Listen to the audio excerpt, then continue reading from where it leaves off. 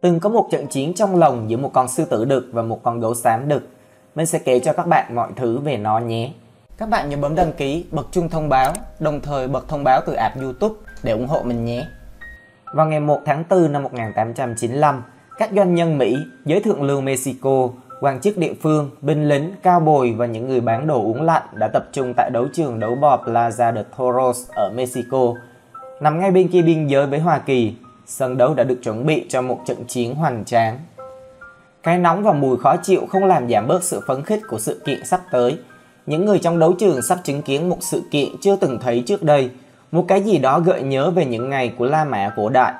Đám đông chuẩn bị xem hai trong số những loài động vật có vú lớn nhất trên trái đất đối đầu trong một trận đấu trong lồng. Một con gấu xám Bắc Mỹ chuẩn bị chiến đấu với một con sư tử châu Phi. Con gấu xám Bắc Mỹ nặng 318 kg, ngồi ở trung tâm của trường đấu bò, bị nhốt trong một chiếc lồng thép cao 4,6m, rộng 6,1m, được phủ bằng vải bạc. Đối thủ của gấu, một con sư tử châu Phi nặng 250 kg, bị nhốt trong chuồng bên ngoài đấu trường. Khi thời gian chiến đấu được chỉ định đến, chủ nhân của con sư tử đã sử dụng những chiếc dùi cui để đẩy con sư tử ra khỏi chuồng và cho vào một chiếc lồng di động. Sau đó ông lăn chiếc lồng này vào võ đài và đặt sát lối vào chuồng gấu. Đám đông há hốc mồm khi lần đầu tiên nhìn thấy con mèo lớn. Hầu hết chưa bao giờ nhìn thấy một con vật như vậy trước đây. Con sư tử phá vỡ sự im lặng bằng một tiếng gầm lớn khiến đám đông hò reo cổ vũ. Khi tấm bạc che lồng chiến đấu được dỡ bỏ, để lộ ra đối thủ của sư tử là gấu xám Bắc Mỹ, khán giả càng ồ lên. Tiếng ồn ào và cảnh khán giả náo nhiệt khiến cả hai con thú bị kích động và sợ hãi. Hai con thú muốn trút sự tức giận và sợ hãi lên bất cứ ai hoặc bất cứ thứ gì mà chúng có thể tấn công. Các bạn có thể đặt mua áo Godzilla hoặc khủng long tại trang áo-godzilla.com của mình nhé. Có rất nhiều kiểu áo và màu áo để các bạn có thể lựa chọn ra một chiếc áo ưng ý nhất. Khi một người huấn luyện mở cánh cửa ngăn cách hai con vật, con sư tử ngay lập tức nhảy lên độ cao 4,6m và lao thẳng xuống đầu đối thủ lông xám của mình. Con gấu đứng trên hai chân sau, tóm lấy con sư tử khi nó tiếp đất và dùng hai chân trước để giữ răng của con sư tử khỏi cổ nó. Tuy nhiên, con gấu không thể làm gì để ngăn móng vuốt của con sư tử xé vào phần giữa của nó. Máu và lông bay khắp nơi. May mắn thay cho con gấu, lớp da dày của nó đã ngăn cản sư tử tiếp cận các cơ quan quan trọng. Thật không may, con gấu xám đã chậm chạp và mọi nỗ lực cắn và cào vào con sư tử đều thất bại. Con mèo lớn đơn giản là quá nhanh. Đối với những người tham dự, có vẻ như con sư tử cuối cùng sẽ hạ gục con gấu bằng móng vuốt của nó. Sau khi những con vật giữ tư thế thẳng đứng trong 19 phút, con gấu xám nhận ra rằng nó khỏe và nặng hơn đối thủ rất nhiều. Sử dụng cánh tay mạnh mẽ của mình, con vật hung dữ tóm lấy con sư tử và siết chặt bằng tất cả sức mạnh của nó. Sau đó, con gấu tạo ra mô men xoắn bằng chiếc lưng mạnh mẽ và hất tung con mèo lớn lên không trung. Con sư tử lộn nhào hoàn toàn trước khi tiếp đất bằng chân ở giữa lồng. Cuộc chiến giờ mới thực sự bắt đầu. Hai con vật này thuộc về đại tá E. Daniel Boone, cháu cố của lính biên phòng Mỹ nổi tiếng Daniel Boone. Boone là một người đàn ông dễ mến, hòa đồng với hầu hết mọi người. Là một huấn luyện viên động vật, Boone đã đến Mexico vì tuyệt vọng. Con sư tử của ông vừa giết một người đàn ông và ông cần phải tống khứ nó đi. Boone cũng cần tiền. Ông ấy hy vọng sẽ giải quyết được cả hai vấn đề với cuộc chiến trong lồng thú của mình. Đang cần tiền mặt và không muốn làm chết một con vật đắt tiền, Boone nghĩ ra một kế hoạch. Ông sẽ tổ chức một trận đấu sinh tử giữa Parnell và một con gấu xám Bắc Mỹ. Trong lịch sử thế giới, một cuộc chiến như vậy chưa bao giờ xảy ra. Khi các lục địa tách ra hàng triệu năm trước, hai loài này không tồn tại ở hình dạng hiện tại. Vì vậy, lần đầu tiên chúng đối đầu với nhau sẽ nằm dưới sự chỉ đạo của Boone. Không thể biết Boone nghĩ ra kế hoạch từ đâu, mặc dù người La Mã cổ đại đã dàn dựng hàng trăm trận chiến giữa các loài, bao gồm cả trận chiến giữa sư tử và gấu xám châu Âu. Nhưng việc đọ sức giữa hai loài động vật có vú lớn với nhau không phổ biến trong thời hiện đại. Nó quá đắt đỏ. Như Boone đã biết rõ, kiếm được một con sư tử từ châu Phi là một nỗ lực tốn kém. Gấu cũng tốn tiền. Bạn phải trả giá cao để khiến những người đàn ông liều mạng bắt những con vật.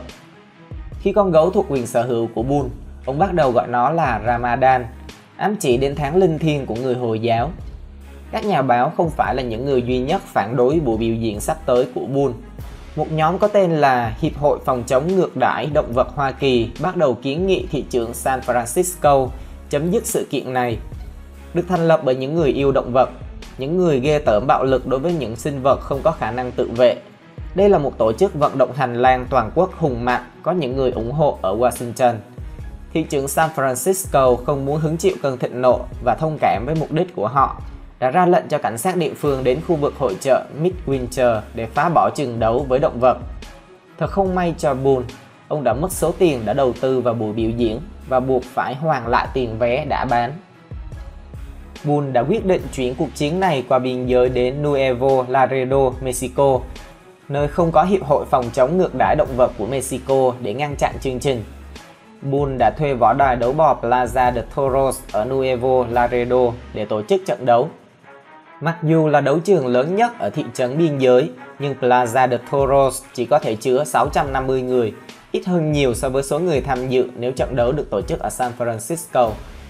Tuy nhiên, Boone không có lựa chọn nào khác, vì vậy ông đã giám sát việc xây dựng một lồng thép cao 4,6m, rộng 6,1m ở giữa trường đấu bò. Ông cũng gửi thông báo cho các tờ báo địa phương rằng ông đang tổ chức một trận chiến sinh tử giữa một con gấu xám Mỹ và một con sư tử. Con sư tử được giữ bên ngoài sân vận động cho đến khi trận đấu bắt đầu. Ramadan được đặt ở trung tâm của sân đấu bò và ở trong lồng đấu, được cách ly khỏi đám đông bằng một tấm bạc tre. Màn tre chỉ được gỡ bỏ sau khi chiếc lồng có thể vận chuyển của sư tử Parnell được đặt bên cạnh chiếc lồng của gấu Ramadan.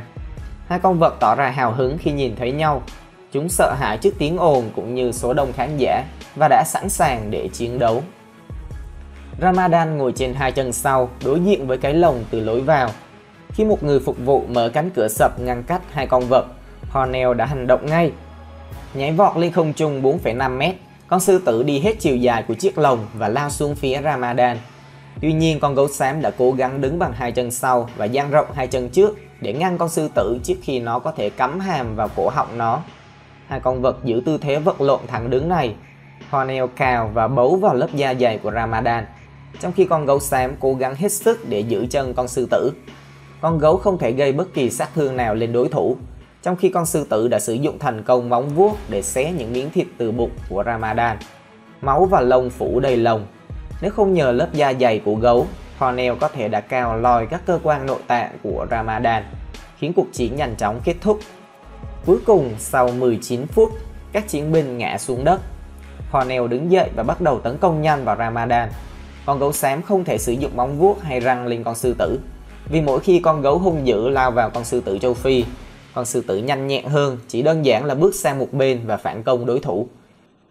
Khi Parnell lao vào tấn công, con gấu đứng trên hai chân sau và một lần nữa vồ lấy sư tử. Tuy nhiên, lần này Parnell đã vượt qua được bàn chân trước của con gấu và cắm ngập răng vào cổ con vật. Ramadan đáp trả bằng cách dùng sức mạnh vượt trội để ôm lấy con sư tử. Bị sốc trước sức mạnh của con gấu, Parnell đã nới lỏng vết cắn. Nhân cơ hội, con gấu xám xông lên và đè lên đối thủ của mình. Mặc dù Parnell đã trốn thoát trước khi con gấu kịp gây sát thương, nhưng rõ ràng Ramadan đã tìm ra cách để tự vệ. Hai con vật quấn lấy nhau trong lồng trước khi Parnell một lần nữa vồ lấy và cắm răng vào cổ Ramadan. Một lần nữa, con gấu đáp lại bằng cách ôm lấy đối thủ bằng tất cả sức lực của mình. Răng sư tử lún sâu hơn. Đáp lại, con gấu xám càng siết chặt hơn. Đối với những người tham dự, không rõ con thú nào sẽ đầu hàng trước. Sau đó, bất thình lình con sư tử thả lỏng và gầm lên một tiếng đau đớn. Con gấu đã giữ chặt đến mức một người quan sát nhận xét: "Tôi gần như có thể nghe thấy tiếng xương gãy của con sư tử." Sau đó, Ramadan tóm lấy Parnell với tư thế ghì chặt giống như một đồ vật chuyên nghiệp và quăng mạnh con sư tử. Parnell lộn nhào hoàn toàn trong không trung trước khi tiếp đất bằng chân ở giữa lồng. Phục hồi nhanh chóng, con sư tử vòng lại và tấn công Ramadan từ phía sau. Con gấu thể hiện sự nhanh nhẹn chưa từng thấy cho đến thời điểm này, quay lại tóm lấy con sư tử và nhấc bổng nó lên không trung. Với cái đầu của Parnell lủng lẳng, Ramadan bắt đầu bóp và lắc con sư tử như thể nó chỉ nặng bằng một con mèo nhà. Sau đó Ramadan nhấc đối thủ lên cao và ném nó vào thành lồng. Đầu của Parnell va vào một thanh thép với một tiếng ụt và con sư tử gục xuống đất. Nó vẫn bất tỉnh trong hơn 1 phút trước khi từ từ đứng dậy. Mặc dù con sư tử một lần nữa cố gắng tấn công Ramadan, nhưng rõ ràng là nó không còn sức chiến đấu. Nó chậm chạp và phải đi lại một cách vất vả. Ramadan dường như cũng đã chiến đấu xong, chọn diễu hành quanh lồng thay vì tiếp tục trận chiến. Sau tổng cộng 33 phút trong lồng, Parnell gục xuống đất và không chịu đứng dậy. Nó kiệt sức và có thể bị gãy xương sườn và chảy máu bên trong. Cuộc chiến đã kết thúc. Đám đông khán giả được hứa hẹn là hai đấu sĩ sẽ đánh nhau đến chết. Vì vậy, họ bắt đầu la ó. Mặc dù họ vừa chứng kiến một cuộc chiến hoành tráng, trong đó cả hai con vật đã đánh nhau ngoạn mục, nhưng đám đông vẫn muốn một kết quả rõ ràng hơn. Dưới áp lực của đám đông, những người tham dự võ đài đã cố gắng bắt đầu lại trận đấu bằng cách dùng cọc kim loại và bàn là nóng thúc vào Ponel. Tuy nhiên, con sư tử châu Phi không muốn vậy. Nó đã chiến đấu xong rồi. Không gì có thể khiến nó đối đầu với con gấu xám đó một lần nữa. Cả hai được cách ly sau đó trong tình trạng bị thương, nhưng không có con nào chết cả. Hầu hết các tờ báo đưa tin rằng con gấu xám là người chiến thắng, nhưng những tờ báo khác lại nói rằng trận đấu đã hòa. Mọi người yêu cầu biết thêm về cuộc chiến. Bull quyết định tận dụng sự nổi tiếng của sự kiện. Ngay sau cuộc chiến, ông tuyên bố rằng Ramadan sẽ đối mặt với một con bò tót Mexico tên là Panthera từ trang trại Las Cruces nổi tiếng. Và diễn biến trận chiến đó như thế nào sẽ được mình kể vào một dịp khác. Mọi người nhớ bấm đăng ký kênh để đón xem nhé. Video hôm nay sẽ dừng lại tại đây. Cảm ơn các bạn đã chú ý theo dõi. Xin chào, tạm biệt.